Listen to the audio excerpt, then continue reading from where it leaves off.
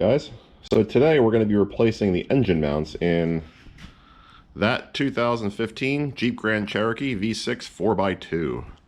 Reason we're doing that is that the driver's side engine mount is leaking. Believe it or not, these are some kind of hydraulic engine mounts, or maybe they have some kind of damping fluid inside, but it's leaking out the bottom of the mount. It's leaving these little red spots in the driveway. I'll show you once I move the vehicle. This is not a terribly easy job from the looks of it. The engine has to be lifted up because the engine sits on top of here, and there's a nut here that holds it down, so you have to lift the engine high enough to come up and over the stud. And to do so, you have to remove the upper intake manifold. This vehicle has about 62,000 miles on it, and the spark plugs are due at 100,000, and the intake manifold also has to come up to do the spark plugs. So we're going to be doing the spark plugs as well. We have our new intake seals right here. So again, 6 spark plugs, 6 intake seals, 2 engine mounts left and right. Now, looking online, looking at these mounts, Chrysler has changed this part number, looks like about a dozen times, so I'm guessing they had problems with these, so I figured I'll do the left and right side at the same time. The part number on these is 68252518AA, Alpha Alpha. Should be the same for both sides.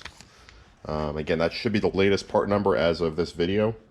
So, yeah, if you see some weird little dots in your driveway and you can't trace the leak anywhere else, check your engine mounts. These are the kinds of spots I was seeing on the driveway, like that. It's this kind of icky brown, oily fluid. It just kind of oozes out of the engine mounts. And on my vehicle, that fluid was leaking out of this rubber boot here. You press on the boot, even some fluid squirts out of it. That's what she said. I'm not going to show you right now because the vehicle's on the ground and I'm too fat to get under there without jacking it up, especially with my Carhartt overalls on. Thank you, Carhartt.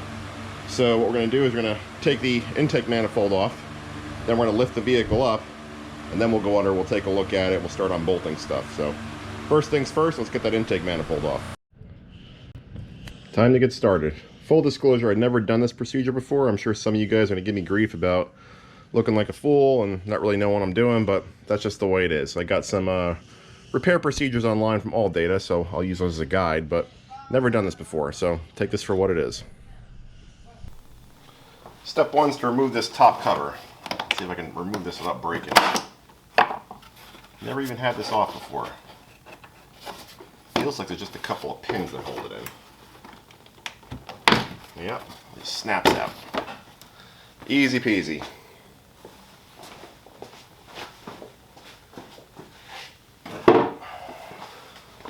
Okay, set that cover aside. Let's see what we're dealing with. So this piece here, this upper intake manifold, is what has to come off. And you can see the clearance issue back there. If you look real carefully, there's only about maybe an inch of clearance between the top of the upper intake and the body of the vehicle. So if we try to lift the engine like this, bad things will happen. We'll probably crack or break something. All right, next step is to take out this resonator assembly here. And I believe that's held in some hose clamps or any fasteners.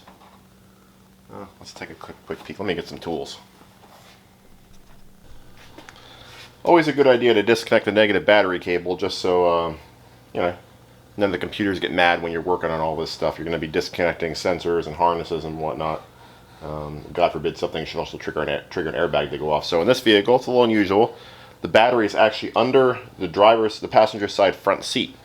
So to get to it, I actually swapped this battery out last weekend. I didn't do a YouTube video because it really isn't all that hard. There's a little cover here under the seat. It just pops up, and then there's a 10mm, single 10mm nut that locks the negative battery cable in place. So real easy to do. Okay, time to remove the resonator. I'm going to undo the hose clamp at the air cleaner. There should be a similar hose clamp at the throttle body back here, which is difficult to get to, of course. We also have to remove this intake air temp wiring harness here. So let's see, there's a locking tab. Okay, and it just pops off. All right, need to get a different screwdriver to undo that hose clamp. Actually, maybe I can do it like this. Is it kind of getting enough clearance? Nope, not really. Another tool. Got a little stubby screwdriver here. That's working just fine.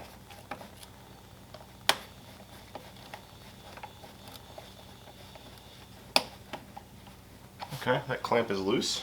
Let's keep our tools out of the way over here next to the intake so that they can get sucked into the motor. Let's see, that's not loose enough yet.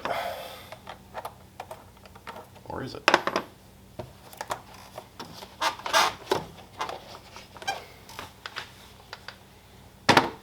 Two hands. Okay, that did it. So what holds this in place? Anything?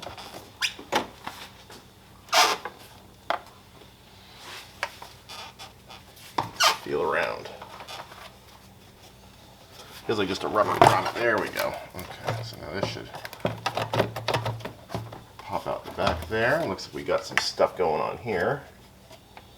Don't want to break that off just yet. We'll break stuff later when we put it back together. And how's this held on? Okay, so it looks like it just slides off. There we go, like that. There's a little Christmas tree wire harness fastener. Let me get a tool for that. Need a tool for everything. Further underscoring that I have no idea what I'm doing, I managed to break this little wire harness connector. So, yeah, if any of you guys have the secret decoder ring to taking these things off, doesn't seem to be like a normal Christmas tree connector. So, whoops. I guess we'll zip tie that one back together. Out comes this assembly. Now would be a great time to clean your throttle body if that needs to be done, because it's right there. And wow, there's quite a bit more room to break stuff now. Cool. What should we break next? Can you guys see okay? Don't want you to miss any carnage. Now is also a great time to clean off this area. If there's any dust or debris, you don't want that falling into the intake ports once you get everything off. So I'm just going to use some compressed air.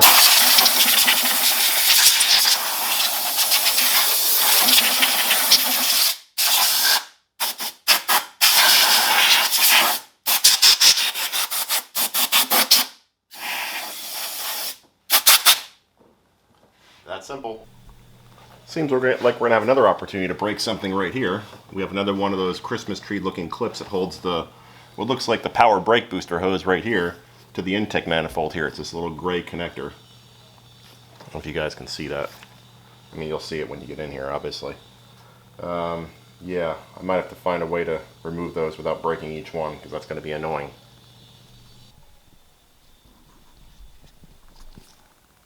Okay, I had better luck not breaking this one. I used one of these Christmas tree removal tools here, this Christmas tree fastener removal tools. And just kind of wiggle it back and forth, and then it eventually just popped out. That's what she said. So that's what it looks like. So now that's disengaged from the manifold. Now we're probably going to have to disconnect some stuff over by the throttle body over here. So let's switch over there. Alright, now we got to disconnect some wires in the throttle body here, because this whole assembly's got to come off. Bunch of little clips here that have to be undone. Hopefully you guys can see okay. Can you? Not really. Move that over. Maybe like that. I don't know. There's no good place to do this. Try the headlamp. Tell you, I like filming these videos for you guys, but everything takes about 10 times longer when you're recording. So that lock comes out like so. Man, there's so many little clips. They really positively retain everything very well. So that comes out like so. Man, that connector does not want to come off. Get another look at it. Alright, taking this off is a lot easier if you pull this little clip off first. It just kind of sticks on there with friction. Alright, so we got electronic throttle control. We got our intake air temp here. What else we got? Got some more little clips in the back here. Friction clip just like this one. It's going to be tough for you guys to see back here. I can barely see. I'm going to work on getting that harness off. Now in the back on top here, you have a map sensor, or the wiring harness for the map sensor. That's going to be a fun one to take off without breaking something. Jeez. Lots of positive retention on these connectors here. These little red clips, they kind of lock the connector in place so it can't work itself loose. It's a nice design. Just a little frustrating to deal with. I guess you don't want it to be easy to take apart, right? Or come apart in the field. So we'll undo that map sensor clip. Okay, I got the map sensor disconnected here. I took this little tube here, I'm not sure what it is, off this little ball and socket right here. And this actually looks like it connects to the intake manifold with some just kind of friction fitting. So it looks like all the electronics from the intake manifold and the throttle body are disconnected. I'm going to look around, make sure I didn't miss anything. There's also a bracket back here. It looks like it has to come off too. Now the all data procedure I'm reading from says to disconnect the brake booster hose here and the wire harness for the map sensor all the way back here, but I can't really even see what I'm doing. So I think what I'm going to do is I'm going to skip that step for now. And I got this vapor purge system here disconnected. That's what this ended up being called. I'm going to skip that for now until I unbolt the manifold. Hopefully I can move it all forward and get better access. Don't know if that's going to work out, but if that does, next step is to remove or disconnect this bracket. There's it looks like a 10mm nut here. I believe there's one in the back there, and I think there's also a stud down below you have to take apart. Zero access, zero clearance, so I'm not even going to film that and waste your time, but I'll show you what it looks like in the all data procedure. So the bracket looks something like this. Let me focus. There you go. So those are the two studs, or two nuts labeled number 1. Another one labeled number 3. And that bracket number 2 slides out of the way. So I'm going to do that now. Okay, quick tip. This 10mm nut's pretty easy to get off. The one back there, all the way around the corner, I find this best taken off with a 1/4-inch ratchet, 10mm socket, and a short extension, something like that. I was able to crack the nut loose using that, and I twisted it off by hand using a slightly longer extension. Still not easy to get to, but that worked for me. All right, I did end up wrestling with the PVC hose. I grabbed it with a pair of pliers, like so, and just kind of worked it off with a screwdriver, pulling and pulling. You just got to be careful because that nipple on the manifold's plastic and you don't want to break that off, so you can't really manhandle it too much. I did also work to remove this PCV fitting. The reason why I did this, and I didn't follow my plan before, was there's just no room to get down here. It's so freaking crowded. And that nut on the bottom of that bracket has a wire harness clip to it, and you got to be able to remove that clip to get the nut that holds the bracket on. So this is a really crappy part of this job, especially if you have big knee hooks like me. So I'm going to keep working at it though. Okay, I did finally get that wiring harness clip off. I find the best way to attack it is from a position like this with a long screwdriver. You got to get behind the plastic clip, and just kind of pry like that. And it takes a couple tries, you need a long screwdriver, but that's what worked for me. Now I'm going to tackle that 10mm bolt buried all the way down there. I'll probably drop it and lose it inside the engine, so be prepared for some cursing. And to hopefully prevent your hand from looking like this, that bottom nut is a 13mm, not a 10mm. So yeah, make sure you grab the right socket. I recommend a deep socket, or perhaps a 13mm wrench. I'm still going at it, but right now I'm using a 1/4-inch drive 13mm socket. And there's about 65,000 threads on this 13mm nut. Sorry about the light. So you just got to work at it. Loads of fun, right? Yeah. Not sure if that was supposed to happen, but the whole stud came out. It is what it is, right? Alright, so that bracket should be free and loose. Alright, so now all data tells us to remove that bolt. Loosen, actually I guess that's a nut. And we got to remove nut, loosen stud. Then those two brackets labeled 2 in that diagram should slide out of the way. I think that's the last step before we can start removing the intake manifold bolts. We'll see though. Okay, so I'm going to use a 10mm ratcheting wrench to remove these two nuts here. These are much easier to get to than the ones on the other side. Hallelujah. You know, I understand why car manufacturers do this, but why can't you move the motor another 10 inches forward, right? It'd be so much easier to work on this thing. I know it's all about the dollars and the cents, but come on, give me a break. Pity the tech once in a while. This one's a little tough to get to, but not tragic. Thankfully, once they're loose, they spin off very easily. Except maybe this one. Oh, here it goes.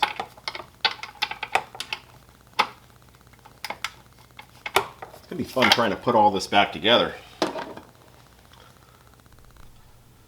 Okay, so now I got a 13mm ratcheting wrench, loosening the stud bolts so I can wiggle those brackets out of the way. These probably don't have to come off all that much, just loose. As you can see already, it's moving. So I'm going to do that one on the front, I'll do the one on the back. Interestingly, this vehicle seems to be missing that bolt right there, number 2. There's a bracket there, there's a stud there, but there's no bolt. So maybe a previous technician that worked on this, I bought it used, didn't put that back on, lost it, or who knows, maybe it fell off. But nothing to take off there. I'm just going to pry that bracket off that stud so I can get the 13mm behind it. This repair really sucks, geez. I wouldn't wish this one on anybody. Anyway, that 13mm stud down there, you're not going to be able to take it off because there's a bracket that's not flexible on the heater return hose, the heater core return hose, and that bracket doesn't move, doesn't turn, nothing. So you're not going to be able to remove it very easily. What I did is I took a 13mm open-ended wrench and I just kind of cracked it loose and then loosened it a couple turns by hand. And now that bracket that holds the intake manifold on this side is loose. So yeah, what a job, geez. You would think this would be easier. Again, a couple more inches forward, we'd be fine. But no, that's not what Chrysler wanted to do when they built this. Alright, what's next? We got the brackets loose. We did that. We did that. Jeez, so many steps. Alright, now it's time to loosen the upper intake manifold bolts. Okay. And they don't want you to remove the fuel rail bolts by mistake. So this is what we're doing next up here. So 7 upper intake manifold attaching bolts. And one of them looks like it's going to be fun to get to. Yippee. Okay, I got all 7 bolts loose. Intake manifold is loose. I'm just taking them out. The instructions warn about accidentally loosening the fuel rail bolts. I'm not sure how that could possibly happen, but I suppose it is possible. They look like different size Torx bits. The intake manifold bolts are 8mm as well, and if you use the 8mm, I don't see how you could accidentally take off the fuel rail bolts because they don't have a hex set on them. So I'm not sure. Maybe there was a design revision that the documentation doesn't take into account. Not really sure, but this part isn't too tough. Just a little tedious. Take these bolts all off, and we'll see where we're at. All right, all the bolts are loose and out. Let's see if this thing will come out. We need to do more tweaking. I think we're probably going to have to somehow capture those bolts like I did the front ones and prevent them from falling back down into their holes. That bolt all the way in the back is sticking in the hole a little bit. That's what she said. I'm trying to kind of jiggle it out with a magnet, but not having much luck. Did I just have some luck? Nope, maybe not. Let's try grabbing it with one of these doodads. Can't even see it, of course.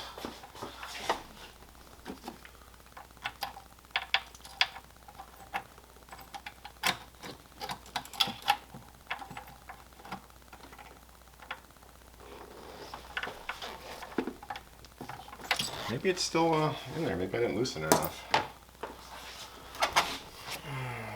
try loosening it some more. I'm gonna bore you guys with this. I think I got it. Let's see. Do I got it? Yep. That bolt's not causing a problem anymore. Let's just make sure. It's kind of still hanging out there, but I think we can lift this off. It does feel like something's holding it in place though. Let's take another peek. Turns out that bracket on the back of the passenger side of the vehicle had slipped back on those studs. Now everything's loose and out. Might be one or two more things I got to disconnect here. Let's take a peek. Yeah, there's a wiring harness clip. Let's see. That's another one of those Christmas tree connectors. Lovely. Alright, let's get the tool for that. Pop that off, and then this manifold, or this intake should be free. There we go. Lots more room now. These 6 seals here, the intake seals, those are the seals that you saw before on the bench. You're supposed to replace those when you remove the intake manifold. And just looking at their condition, looks like it's probably good advice. Some of them are kind of spongy and some of them are kind of flat, so I'm sure it's time. Alright, I guess we'll go jack the vehicle up, and just thinking, I don't really feel like doing the spark plugs right now. We'll do that a little bit later once the main event is done. So yeah, that's a lot of work to get that off. It wouldn't be so bad if it wasn't so cramped. You can see how close the engine is to the firewall on the back. But it is what it is. You know, you gotta do what you gotta do. It is possible to take the intake manifold off. It took me probably, first time doing it, probably an hour and a half. Maybe a little bit longer than that. So now, in theory, I guess we could start looking at the engine mounts. Let's see if we can get you a view of that. Maybe I need to reposition you. Yeah, you know what? I might switch cameras. Right now you're on my fancy schmancy camera, and I think this might be an operation for the GoPro. Let me switch you guys over. Neglected to mention this in the last video, but I put some paper towels, or you can use rags, in the intake port just to keep any debris from might be floating around from getting in there. The instructions also say to disconnect the left camshaft position sensor, which is right back here. I'm guessing the harness for this might be a little too short, and it might break if you don't disconnect it. Probably should have done this before I lifted the vehicle up, but it's done. And here I have the procedure for removing the left engine mount, the driver's side. The right side is pretty similar, but I'm going to be doing both mounts at the same time. So you got to remove that heat shield with which is labeled number 1, the bolts that hold the heat shield on, number 1, and the heat shield number 2 comes off. Then you can remove that top nut that screws onto this stud here, and that should disconnect the engine mount bracket from the engine mount itself. Chrysler calls it an isolator. In this procedure, they use some kind of special fixture to lift the engine, but I'm just going to use a floor jack on the oil pan with a piece of wood in between.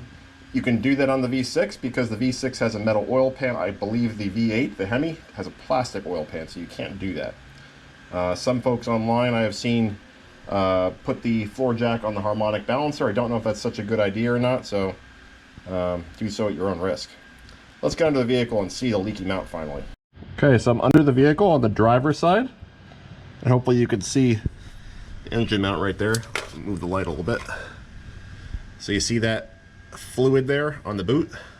That's where it's leaking from. It has kind of a reddish tinge. You probably can't see that in the video. But yeah, that's what we're dealing with. But again, I'm going to replace both the left and the right, just as a precaution. The right side looks okay right now, but who knows if that'll be the case 6 or 8 months from now, or even a year from now. Okay, I find this is the best way to remove the 10mm heat shield bolts. Go from behind and just kind of wiggle them with the ratchet on your back. Kind of sucks, but it's not too bad.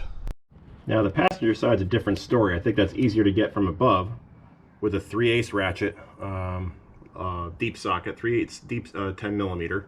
With a long ratchet. I think you can get that from above a little bit easier than below. Okay, that got kind of tedious with the ratchet, so I ended up using an air ratchet. If you have one of these, highly recommend it. You'll be able to get that thing off in about 30 seconds. So I have a 10 mm, short 10 millimeter on a 3/8 swivel on a Chicago pneumatic air ratchet. Next I'm going to remove number 1 in that diagram, that big nut on both sides. I'm going to start with the driver's side. And I've got a long 3/8 extension with a swivel and a 15 millimeter socket at the end. The nut off the driver's side, again 15 millimeter, not too bad. Passenger side, much worse access. I'm trying to use a 3/8 long socket with a swivel and a 15 millimeter at the end, same as that side, but just a different angle. And there's, I don't know, I'm not sure if this is going to work because that's about a 45-degree angle there. Let's take a look. Lo and behold, this did work. The passenger side wasn't as bad as I thought it would be. So now we'll have the nuts off both studs, vertical studs in the engine mount. So really, the only thing holding the engine in right now is gravity. And I think just to make my own life a little bit easier, I'm going to go below before I raise the motor and just loosen the bolts that hold the engine mounts to the frame. Just it's one less thing to do when the engine's moving around up in the air. I was able to get that front engine mount bolt, the vertical one, on the driver's side loose from above. And I believe, which one was it on this side? I was able to get the front one loose on the passenger side as well. The back bolt I'll have to crawl underneath and try to loosen that from below. There just wasn't enough clearance with the exhaust in the way. Alright, so I got both sides, the 2 bolts that hold the engine mount to the frame on both sides. Those are all loose, none of them are out. The screws are just loose, hand tight. I have the 15 millimeter nuts that hold the engine to the engine mount, those onto that stud. Those are all out. So now I think it's time to start lifting the motor. So what I'm going to do is I'm going to take a block of wood, I'm going to stick that on the floor jack pad, and I'm going to jack it up from the steel part of the oil pan. Alright, so I got a block of wood under the oil pan, got the floor jack here, got the motor jacked up a couple inches. We're almost clear of the passenger side mount, not quite there on the driver's side mount. It's a lot of work, jeez. Let's keep going. Okay, I got the passenger side mount out. That was pretty easy. The driver's side is actually still somewhat secure in there. The stud's got a couple, maybe an inch or so into the mount. So, I mean, it's somewhat secure. I think it's probably lifting from the passenger side first because I got the jack more positioned on the passenger side. So, go ahead and we'll shove this mount back in. It was pretty easy to remove from the front right here. So I'm going to go ahead and slide this new mount back in. Okay, and those engine mounting bolts there get torqued to 45 foot-pounds. 45 foot-pounds. Okay, the passenger side is all torqued in. I'm going to lower the engine a little bit, and I'm going to reposition the jack to lift more on the driver's side. So this engine comes out of the mount on this side. Alignment issues on the passenger side and the mount I put in, so I'm going to loosen those bolts, get that stud in the hole, and then I'm going to tighten the bolts and kind of lower things down kind of all at once, because right now there's no way things are going to line up correctly. Okay, that worked out okay. So again, what I did is I loosened the bolts that hold the engine mount to the frame. I allowed the mount to move around. I very slowly lowered the engine, and as it was dropping, again very slowly, and as I was lowering the engine, I just kind of slid that stud into the hole on the bracket on the motor. So now I'm going to reposition the jack to the driver's side, and I'm going to repeat that same procedure. Alright, it was a delicate process, and it was a lot of trial and error, but what I had the most luck doing was lifting the engine up in total. For some reason, the passenger side seemed to lift higher. The driver's side didn't. I don't know if it's the way things are built, but whatever. So what I did is I unbolted the passenger side, unbolted the driver's side, had everything completely disconnected, got the engine up high enough where the driver's side mount just basically fell out with a little bit of finagling. And then I got the driver's side mount in, got the stud in. Then I slowly lowered the engine, and while it was being lowered, I got the stud in the passenger side mount and just continued to lower things, check the alignment, lower a little bit more. Very gradual process, but it worked out. I got both studs from the new mounts into the brackets in the motor, and I'm just starting to put the bolts on the actual mounts. You can see right there. So it's quite a job. All right, quick update. I'm on the driver's side right now. I got the nut that holds the engine mount to the bracket on the engine through that stud. That's all torqued down to 45 foot-pounds. It's actually on the left and the right side. And the bolts, I think I said this before, that hold the engine mounts to the frame, those are also torqued to 45 foot-pounds. So right now, the mounts are in, they're secure. Now I'm going to install the heat shields. And again, those are two 10mm bolts on either side. And those heat shield bolts are torqued to 12 Newton meters. Okay, that concludes the portion of this video that is specific to engine mounts. Got the heat shields back on both sides, got those bolts torqued down. So now we're going to move on to the spark plugs, which right now should be very, very, very easy. You know, they're all nice and accessible, which is why I'm doing this now. So I'm going to switch over to the other camera. Got the vehicle on the ground now, so I can use my higher quality camera with better audio. So hopefully things will sound better for you guys. All right, we're back. Now, I'm not going to go too crazy with the spark plugs, because if you've gotten to this point, replacing the spark plug should be a walk in the park. It's a simple matter of just removing, going, plug by plug. You have this, the coil pack here, you have a wire harness, and you have a bolt that holds each coil pack on right here. It looks like a 10mm from here. So just one by one, you want to take the bolt out, remove the coil pack, remove the spark plug, put the new spark plug back in. Make sure it's gapped to 43 thousandths of an inch. They should be gapped from the factory, but if one looks weird, double check it, just be careful. Then you want to torque it down to 13 foot-pounds. I like to use a little bit of anti-seize on the threads just to make sure they actually come out again when you need them to. So I'll show you one, and it's pretty much rinse and repeat for the other 5. Alright, here we go. So again, I suspect it's a 10mm. Hopefully you guys can see. Take this, loosen that screw. It's not on there that tight. I mean, the worst part about doing the spark plug is really just getting the intake manifold out. You know what, one thing I'm also going to do, I'm going to blow more compressed air on that just to clean this area up, because there is some residual dust and debris. Alright, clean things off a little bit more. Just going to work this coil off. Jeez, it's on there. Let's take this wire harness off. I wouldn't advise doing more than one of these at a time, just because you run the risk of mixing up the wires, which could mess up the firing order in the motor. So definitely don't want to do that. So just stick to one cylinder at a time. There we go. So there's one of the coils right there. Not much to it. Then you get your spark plug socket and take the plug out. This is the anti-seize I usually use on plugs. It's Permatex aluminum anti-seize lubricant. And we just take a little bit of it, doesn't take a lot. It's like so, and just dab it on the threads. You don't need a lot. So that's our new plug. All good to go. And we'll take our old plug out. Now, if you need the part number on these plugs,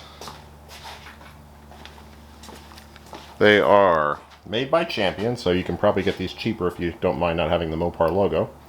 They are part number S as in Sam, P as in Peter, 149125AE-001. Oh, I suspect that 00. Oh, there we go. Just the SP149125AE.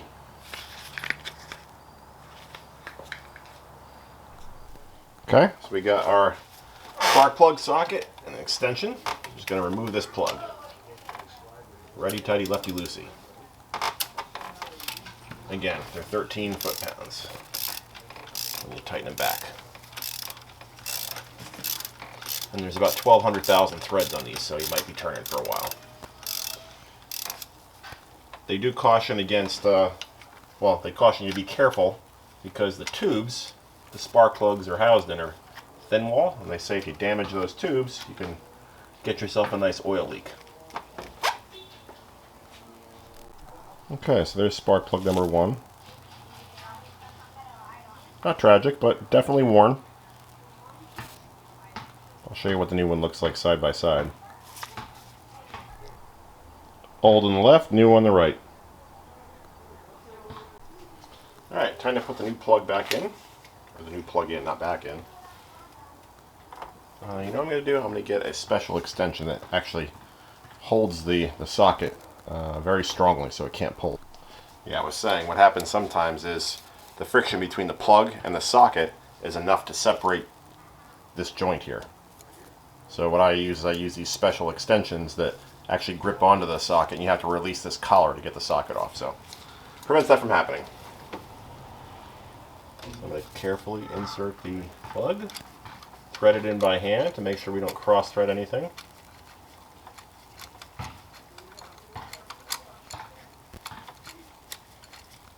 Again, there's about 1,200,000 threads.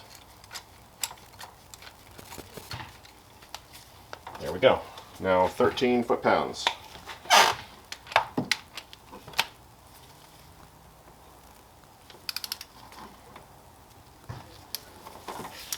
Give it 13, right? Yeah, 13.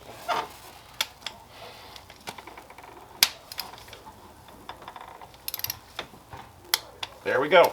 That one's done. So just rinse and repeat for the other 5. Don't forget to reinstall the coil, obviously. If you don't do that, you're not going to get very far.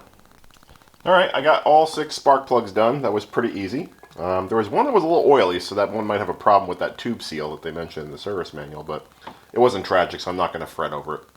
So tomorrow, I'm going to call it a night. Been a long day. I've been working on this since about 1 o'clock. It's probably, I don't know, 5, 6 o'clock, I don't even know. Not non-stop, obviously. Some folks stopped by and said hi, had some stuff to do. But yeah, it's a big job, I'm not going to lie. Tomorrow, just got to button it back together, and we should be good to go. Okay, another day, another opportunity to break stuff. I realized this morning when I got out of the shower that, you know what? The instructions said to disconnect the left side crank camshaft position sensor, but I disconnected the right. I always get left and right confused in cars. I wish they would say passenger and driver, but I realize it changes internationally. But I should have disconnected this one back here.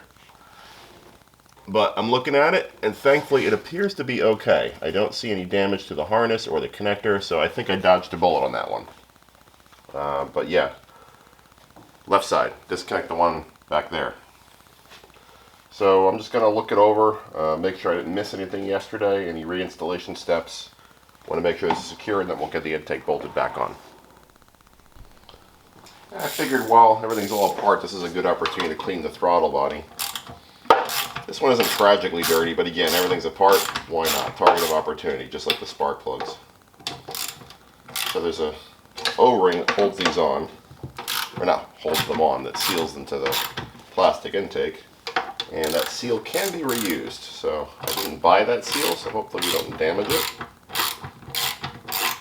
Let's take these 8mm bolts off.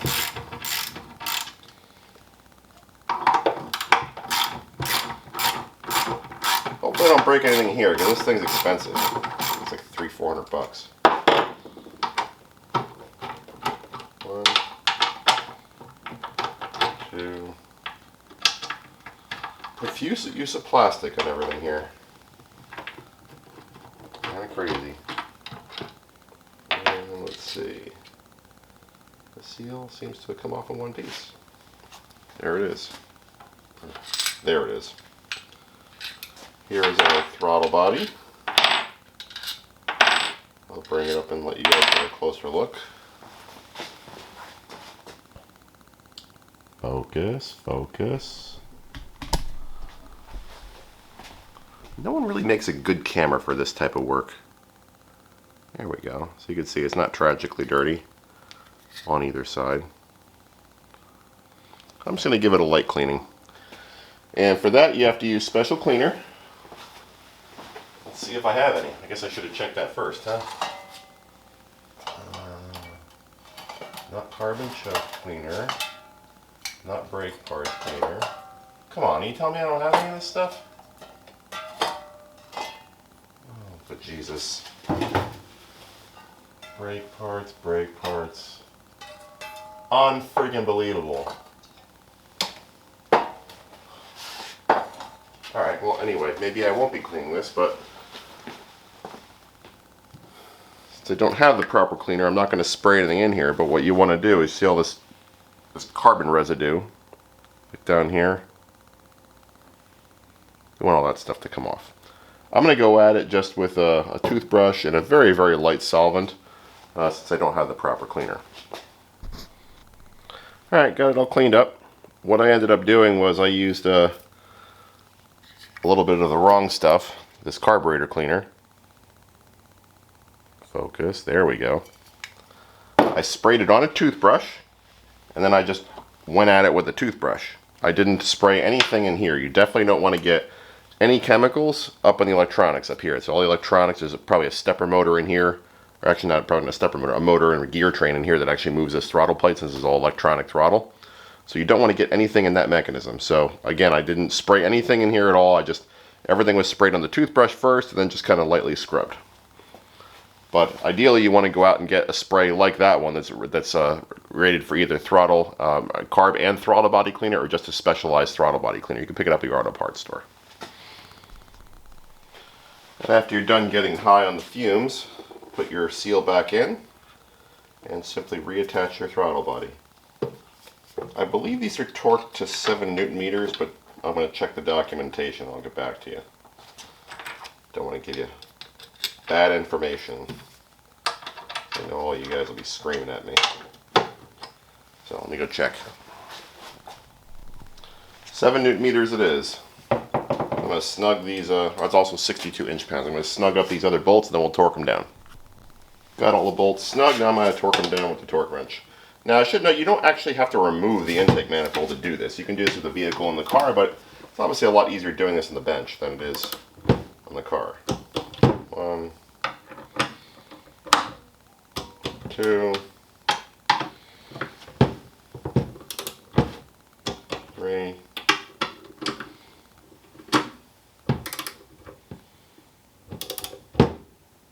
4. Okay, that's all done. Now before we go reinstall the intake manifold, I cleaned this surface down here just with a paper towel. And you want to back out each bolt a couple of turns because you don't want them sticking out. So when you turn it upside down or right side up like this, you don't want the bolts falling down. That's going to prevent you from being able to install the manifold. So next we're going to remove the paper towels from the lower intake manifold and install our fresh seals. I think I said this before, but these are part number 05184562AC. Okay, let's remove our plugs here. So these are just to prevent any debris from getting into the intake while we're moving the vehicle, or not moving the vehicle, we're jacking it up, lowering it, and otherwise not caring about the intake. So let's remove these 6 seals.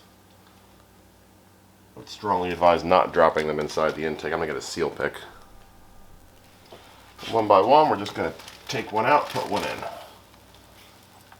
Today's a brand new opportunity to break something or lose something, right? So I'm just pulling up on the corner of the seal with a seal pick. Hopefully you guys can sort of see what I'm doing. Get all 6 seals out.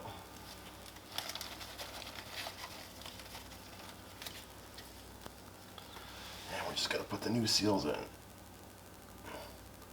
I don't know why you technically have to replace these. I don't know if they're a wear item or if there's a superseded part number. I don't really know. They do seem to be a slightly different color, although that might just be the fact that they're new. They have 0 miles on them. Maybe they discolor with time, I don't know. But people that made this engine said to replace the seals, so I'm going to listen to them. You can do what you want.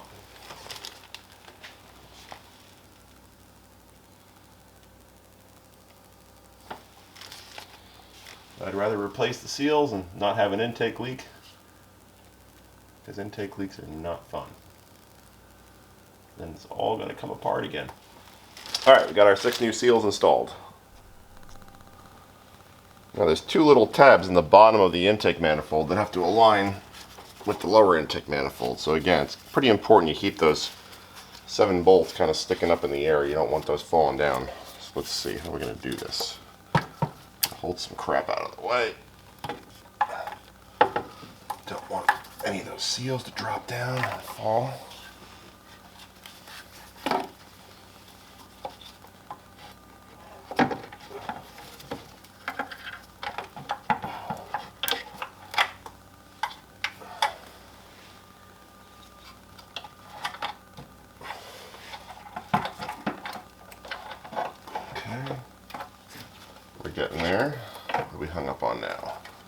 We just gotta move it back, right?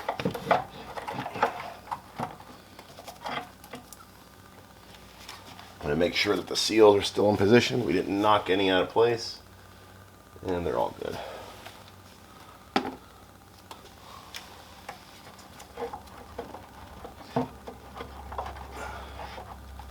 What's holding us now? Well,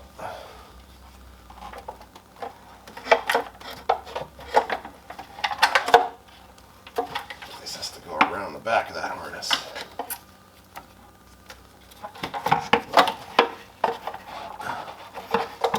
How the hell did I get this thing out of here? Stand by. Okay, after a little bit of wrestling, I got it in place. You know it's in place when those pins lock in, and you'll just know. It's pretty easy. Make sure that these clips on either side are still in place. You want them to be loose, but you want them on the studs, and that god-awful bracket in the back on the passenger side, make sure that's in place too. That was preventing me from getting it fully hooked in. So now it's just a matter of putting those 7 bolts back in, kind of hooking everything back up again. So I'm going to torque those 7 bolts in a crisscross pattern. I'll show you the pattern in a second. To 10 Newton meters, or I believe 89 inch-pounds. And there's the pattern right there from the instructions. Hopefully you guys can read that.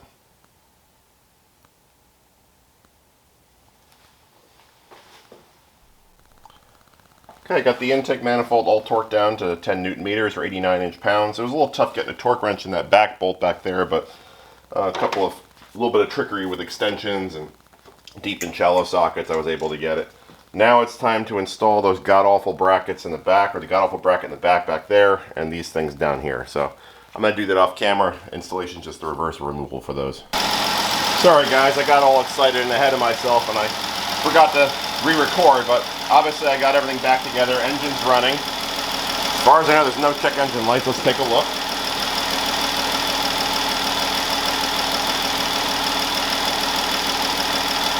No check engine lights. Let the vehicle run for a couple minutes just to make sure everything's okay. No new issues, but yeah, I mean, getting it back together was actually surprisingly easy. It took me far longer to take it apart than it did to get it back together, but I guess if you do this every day and you know what you're doing and you've taken these things apart before, it'll go faster. So if I had to do this again, I could probably do it half the time or better. Anyway, I hope this video helped you guys. If you have to tackle this job, plan on at least a full day. And it's hard work, especially if you don't have a vehicle lift, which I do not. So I was down on my hands and knees, on my back. Back-breaking work. Anyway, if you like this video, give me a thumbs up, please subscribe, and stay safe, everybody. Thanks a lot. A little bit of bonus footage. Let's see what makes these things tick and why they leak. Is it just a bad rubber seal on the bottom, or is there more to it? You guys can see this. Trying to keep it in camera.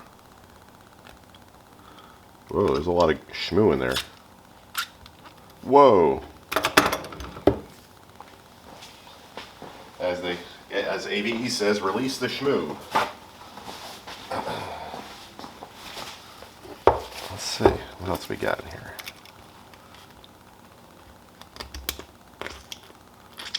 It sure is messy, stinky stuff.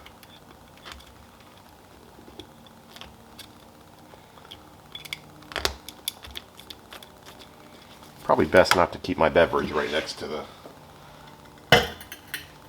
gooey stuff spraying everywhere.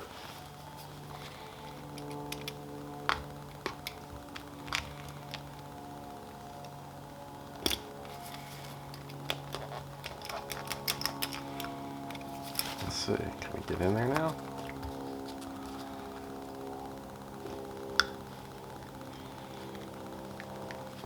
See, now I'm wondering, is this goo supposed to be behind this rubber?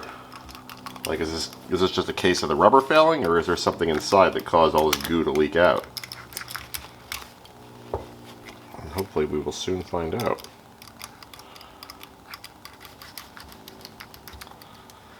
Now we're really releasing this shmoo. Let's see, dump it out.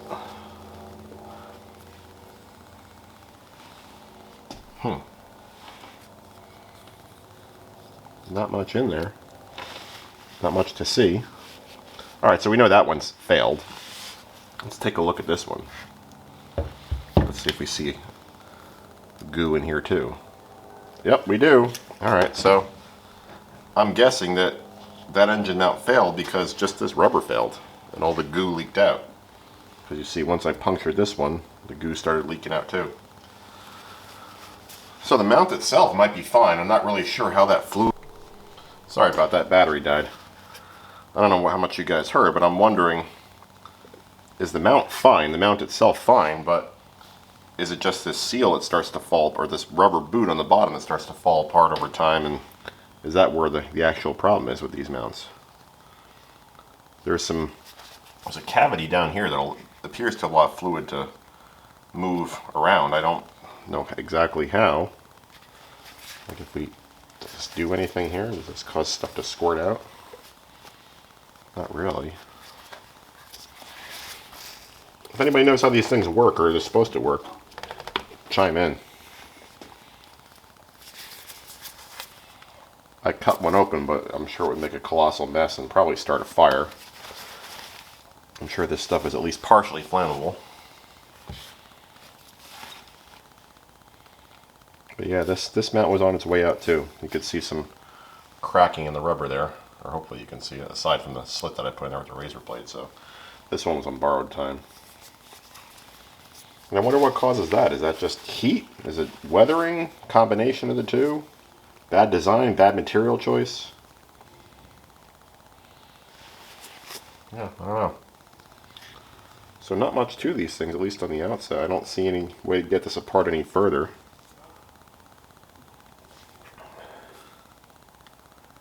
Huh. Alright, anyway, hope that was at least somewhat interesting. Once again, guys, thanks again for watching. Please subscribe if you like the video and stay safe.